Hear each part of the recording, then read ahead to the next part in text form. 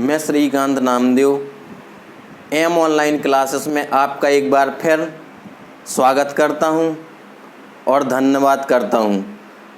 आप लोगों के लिए जो आज का नया टॉपिक होगा, साइंस का टॉपिक लेकर आया हूं मैं, फ्यूल, ईंधन, जो आपकी कंपटीशन कोचिंग क्लासेस के लिए कारगर सिद्ध होंगे और उसके पॉइंट बहुत ही महत्वपूर्ण हैं। आप नोट्स में लिख सकते हैं, जिससे आपको मदद करेंगे क्लासेस में। देखिए, ईंधन, ईंधन क्या है? फ्यूल कहते हैं इसको इंग्लिश में, फ्यूल, ईंधन।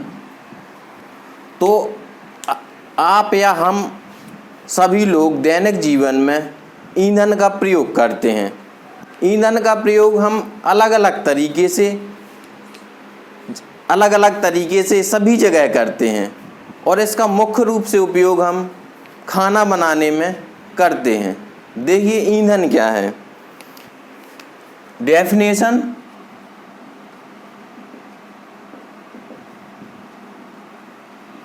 ईंधन है क्या? तो ईंधन वह पदार्थ है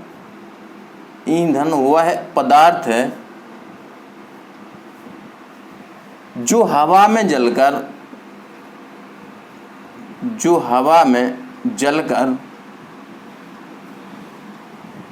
बगैर अनावश्यक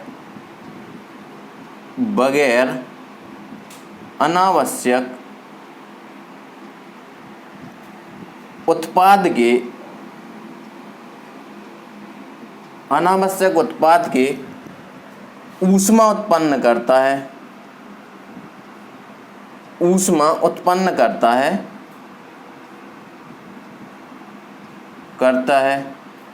ईंधन कहलाता है।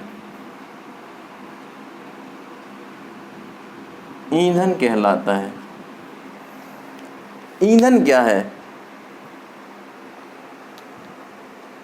वह पदार्थ जो हवा में जलकर बगैर अनावश्यक उत्पाद के ऊष्मा उत्पन्न करता है, ईंधन कहलाता है। समस्त स्टूडेंट ध्यान से देखें कि इस टॉपिक से प्रतियोगी परीक्षाओं में क्वेश्चन आता है, बिल्कुल क्लियर। एक ना एक क्वेश्चन इससे 100% आपकी कंपटीशन में आएगा, ये सॉलिड है। ईंधन से, यानी ईंधन क्या है डिटेल से मैं बताऊंगा। कोयला प्रतिशत, कितने परसेंट कोयला किस में पाया जाता है, कार्बन की मात्रा क्या होती है, सभी प्रकार से जब आप लोगों को एक एक पॉइंट बताऊंगा मैं, तो इससे क्वेश्चन आपको मिलेगा, उसमें कोई दो राय नहीं है।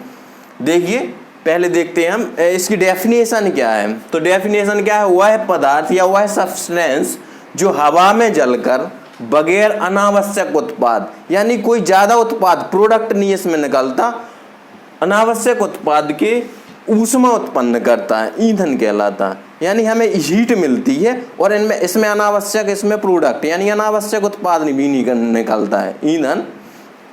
ठीक है, तो वह पदार्थ जो हवा में जलकर बगैर अनावश्यक उत्पाद के ऊष्मा उत्पन्न करता है, ईंधन कहलाता है या फ्यूल कहते हैं इसको। अब देखिए क्लासिफिकेशन, इसका क्लासिफिकेशन ऑफ फ्यूल, ईंधन का वर्गीकरण। ईंधन का वर्गीकरण यानी ईंधन कितने प्रकार का होता है?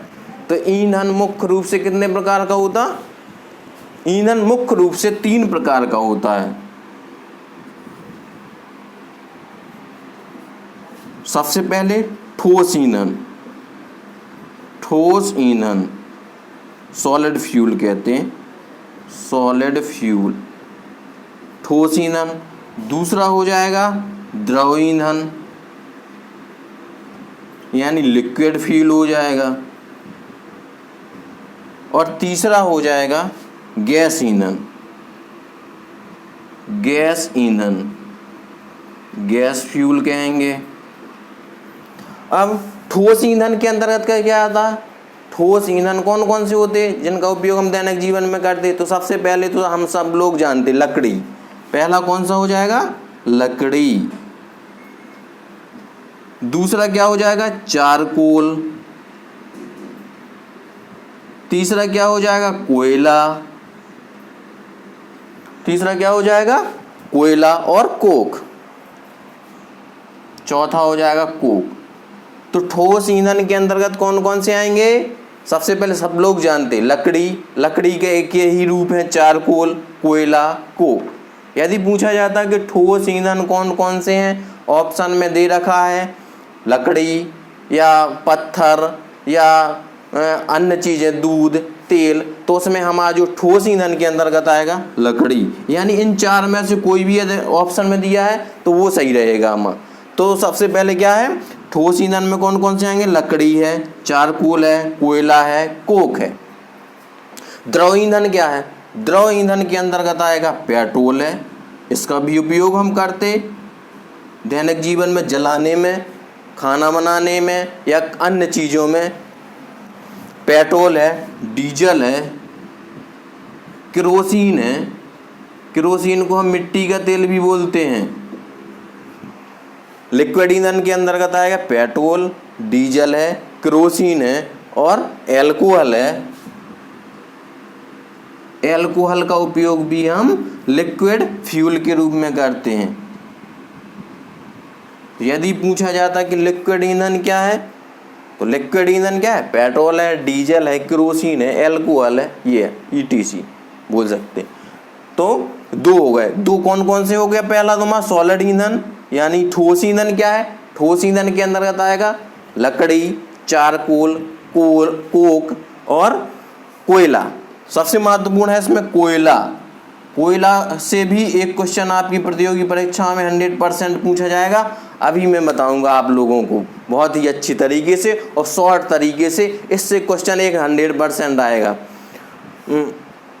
पेट्रोल, डीजल, केरोसिन, अल्कोहल आदि ये लिक्विड ईंधन हुए। गैस ईंधन के अंतर्गत कौन कौन से आते? नेचुरल गैस सबसे पहले, प्राकृतिक गैस इसके अंतर्गत आएगी। प्राकृतिक गैस, प्राकृतिक गैस, कोल गैस, प्राकृतिक गैस, कोल गैस और producer gas, producer gas, producer gas, गोबर गैस, गोबर गैस आदि। ये तो आप लोगों को समझ में आ गया होगा ईंधन क्या है। एक बार मैं फिर से बता दूंगा आप लोगों को लिए डेफिनेशन, इसकी परिभाषा। वह सब्सटेंस यानी वह पदार्थ जो हवा में जलकर बगैर अनावश्यक उत्पाद के ऊष्मा उत्पन्न करता है, ईंधन कहलाता है। सब कोई जानता है ईंधन। ईंधन का उपयोग सभी के घरों में और दैनिक रूप में किया जाता है। नॉर्मल सा शब्द है कोई। तो वह पदार्थ जो हवा में जलकर बगैर अनावश्यक उत्पाद के ऊष्मा उत्पन्न करता है, ईंधन कहलाता है। क्लासिफिकेशन ऑफ फ्यूल, ईंधन का वर्गीकरण क्या है? तो ईंधन को मुख्य रूप से 3 वर्गों में डिवाइड किया गया, 3 वर्गों में बांटा गया। पहला सॉलिड ईंधन, ठोस ईंधन। ठोस ईंधन के अंतर्गत हम पढ़ेंगे लकड़ी, चारकोल, कोयला, कोक। जैसे लकड़ी का उपयोग तो सब लोग जानते, अपने अपने घरों में यदि चूल्हे से खाना बनता तो सबसे पहले हम लकड़ी ईंधन का इस्तेमाल करते हैं। तो ये तो पहला है और नॉर्मल सा शब्द है। तो मैं मुख्य रूप से लकड़ी, तो लकड़ी का उपयोग ईंधन के रूप में हम करते हैं। चारकोल हो गया, कोयला हो गया, कोक हो गया। द्रव ईंधन लिक्विड फ्यूल क्या है? पेट्रोल है, ये ईंधन के रूप में इस्तेमाल करते हैं। डीजल है, मिट्टी का तेल है, केरोसिन कहते हैं इसी को, एल्कोहल है, ETC। गैस ईंधन है, गैस ईंधन के अंतर्गत आएगा प्राकृतिक गैस है, नेचुरल गैस बोलेंगे, कोल गैस है, प्रोड्यूसर गैस है, गोबर गैस है, ये सभी गैस ईंधन के अंतर्गत आएंगे।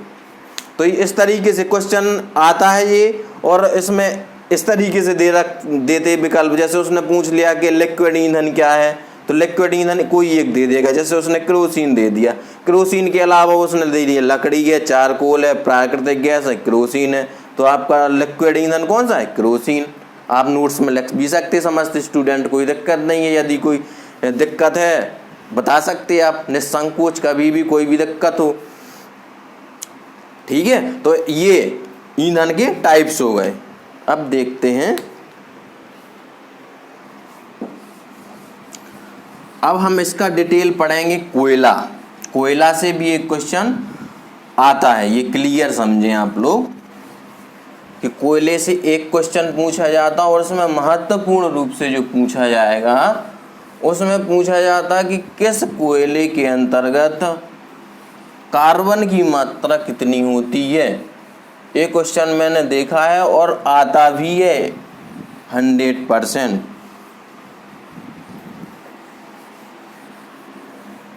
तो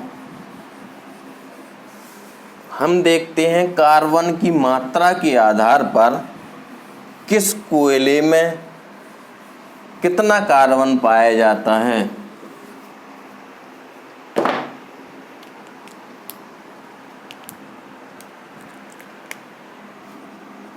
कार्बन की मात्रा के आधार पर,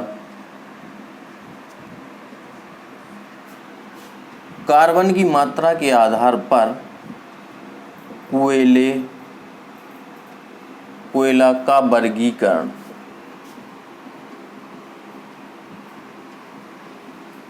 कोयला का वर्गीकरण, कार्बन की मात्रा के आधार पर कोयले का वर्गीकरण।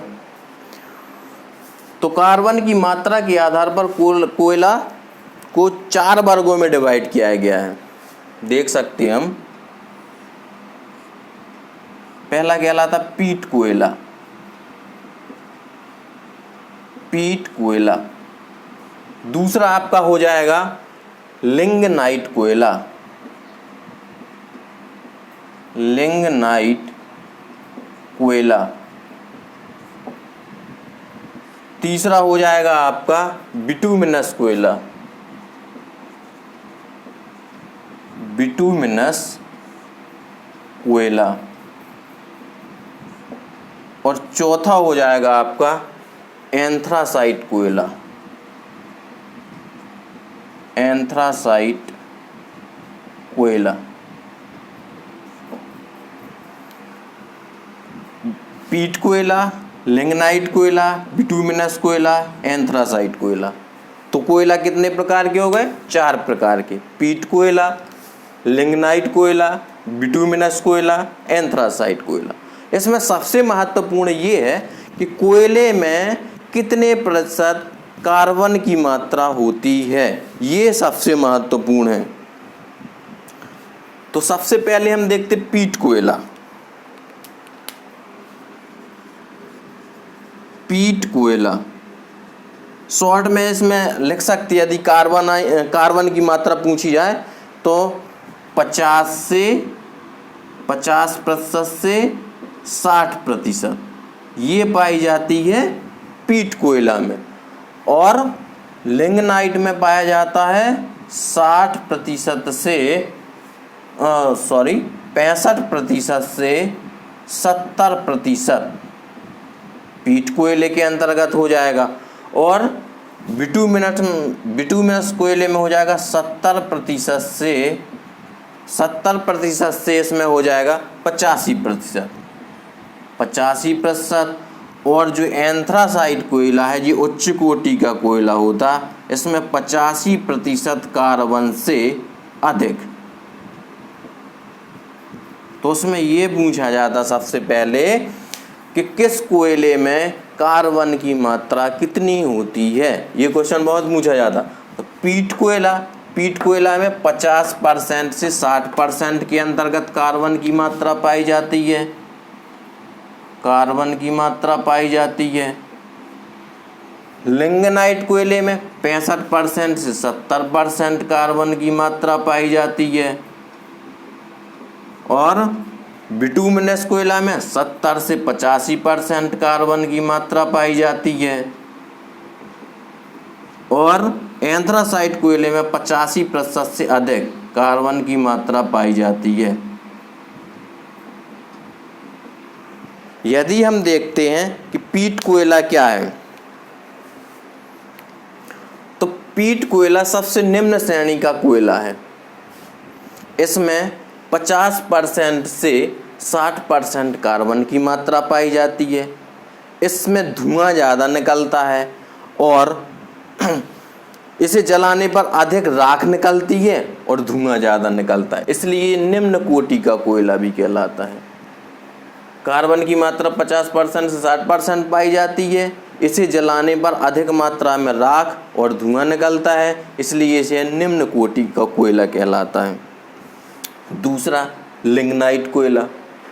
इसमें कार्बन की मात्रा 65% से 70% पाई जाती है और इसे भूरा कोयला भी कहा जाता है, ब्राउन कोयला, ब्राउन कोल, इसको ब्राउन कोल भी कहते हैं, भूरा कोयला।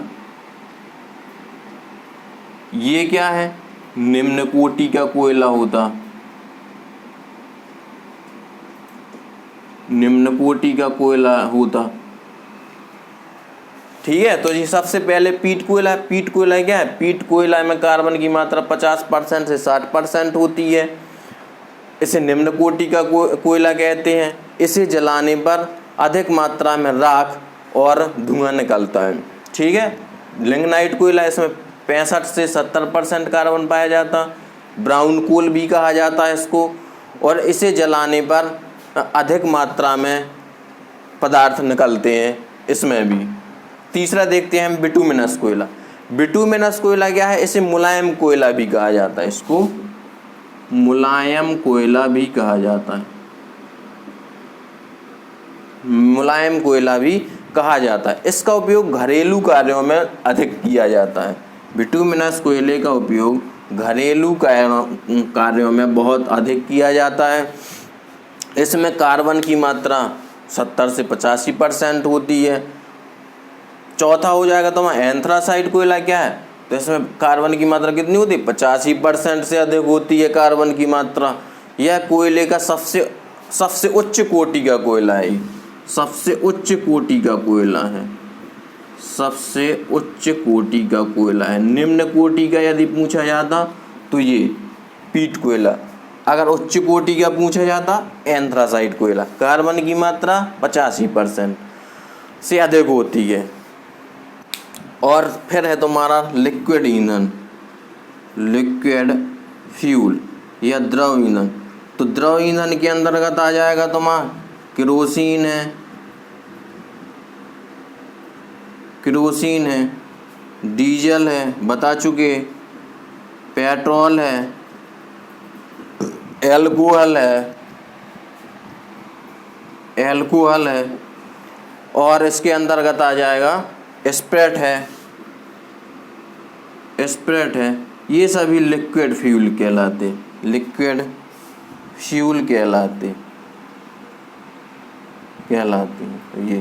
तो ये सबसे महत्वपूर्ण है, बहुत महत्वपूर्ण है, और इसके अंतर्गत आपसे 1 या 2 क्वेश्चन 100% पूछा जाएगा।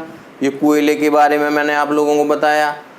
अगर कोई उसमें दिक्कत है तो आप लोग आसानी से बता सकते हैं। नोट्स में इसको जरूर लिख लें, इस पॉइंटों को नोट्स में अवश्य लिख लें। इसकी प्रतिशत मात्रा तो बहुत ही महत्वपूर्ण है। ठीक है, तो एक बार और भी देख सकते हैं कार्बन की मात्रा के आधार पर कोयले का वर्गीकरण।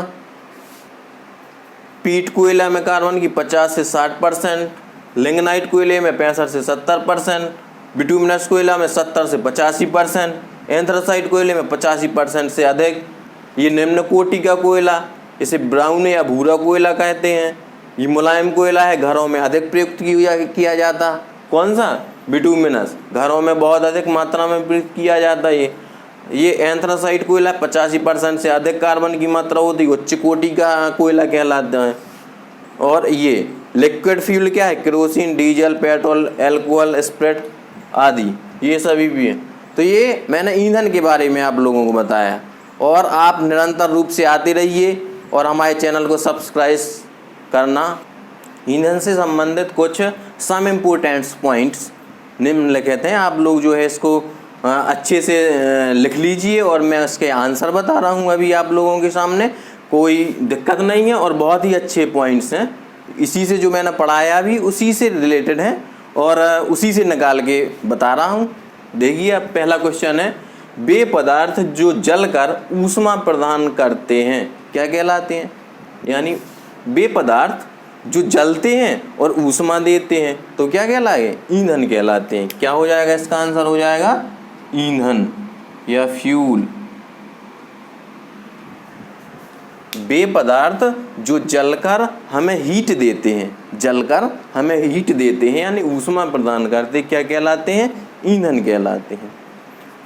दूसरा क्वेश्चन है, सुरक्षा की दृष्टि से खाना पकाने वाली एलपीजी गैस, फुल फॉर्म इसका आप लोग जानते होंगे, लिक्विड पेट्रोलियम गैस। नहीं जानते तो लिख सकते आप, कॉपी या पेन उठा के इसका फुल फॉर्म लिख लीजिएगा। एलपीजी का फुल फॉर्म हो जाएगा लिक्विड पेट्रोलियम गैस। सिलेंडर में क्या भरकर गैस को गंध युक्त बनाया जाता है? यानी जो हम घरों में सिलेंडर का इस्तेमाल करते हैं तो उसमें जो थोड़ी गंध आने लगती है तो किसके कारण आने लगती है?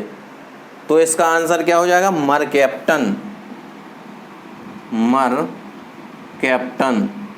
पूछा जाए यदि कि सुरक्षा यानी सुरक्षा की दृष्टि से खाना पकाने वाली जो गैस होती है एलपीजी गैस, सिलेंडर में क्या भरकर गैस को गंध युक्त बनाया जाता है, यानी इसमें जो गंध आती है वो किसके कारण आती है? मरकैप्टन के कारण। तीसरा क्वेश्चन है, एलपीजी में कौन सी गैस मुख्य रूप से होती है? एलपीजी में कौन सी गैस मुख्य रूप से होती है? जो एलपीजी गैस होती है जो सिलेंडरों में हम प्रयुक्त करते, तो इसमें कौन सी गैस मुख्य रूप से होती है? तो मुख्य रूप से इसमें जो गैस होती है ब्यूटेन। कौन सी गैस होती? ब्यूटेन। इसका फॉर्मूला भी लिख सकते, C4H10 होता, C4H10 ब्यूटेन को संरचनात्मक सूत्र लिख सकते CH3CH2CH2CH3 ब्यूटेन कहलाती है। एलपीजी में कौन सी गैस मुख्य रूप से प्रयुक्त होती है? तो ब्यूटेन होती है। फॉर्मूला इसका अणु सूत्र होता है C4H10, संरचना सूत्र ये होता है इसका।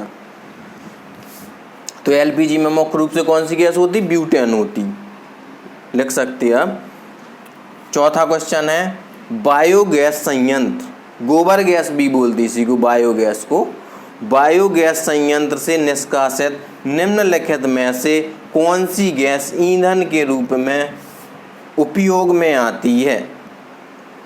यानी ईंधन के रूप में कौन सी गैस का बायोगैस या गोबर गैस में हम उपयोग करते हैं? कौन सी होती? मेथेन होती। कौन सी होती है? Methane gas. कौन सी होती? मेथेन। फॉर्मूला होता CH4 मेथेन। बायोगैस संयंत्र से निष्कासित निम्नलिखित में से कौन सी गैस ईंधन गैस के रूप में उपयोग में आती है? तो कौन सी गैस होती? मेथेन गैस होती है। 5 क्वेश्चन है आप लोगों के सामने, किसका प्रयोग नोदक या रॉकेट में ईंधन के रूप में किया जा सकता है? जो रॉकेट होता है तो रॉकेट को चलाने में हम लिक्विड ईंधनों का प्रयोग करते हैं, ध्यान रखें, बहुत महत्वपूर्ण क्वेश्चन है ये। किसका प्रयोग नोदक या रॉकेटों में, नोदक रॉकेट होते, रॉकेटों में ईंधन के रूप में किया जा सकता है?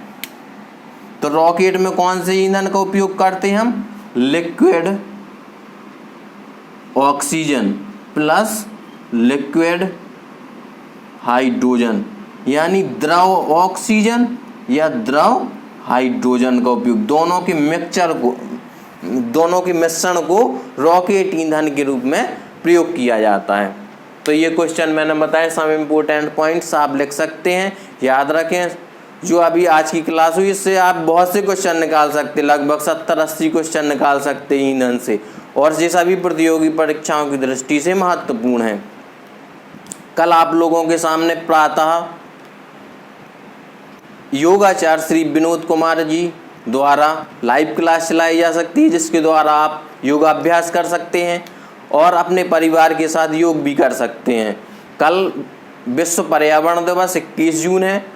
ये बहुत ही महत्वपूर्ण डे है, या हम सब लोगों के लिए, जो सभी लोग योग करें, निरोग रहें और योग बहुत ही महत्वपूर्ण है, आप सभी लोग करें और इस चैनल को सब्सक्राइब और लिंक करना ना भूलें।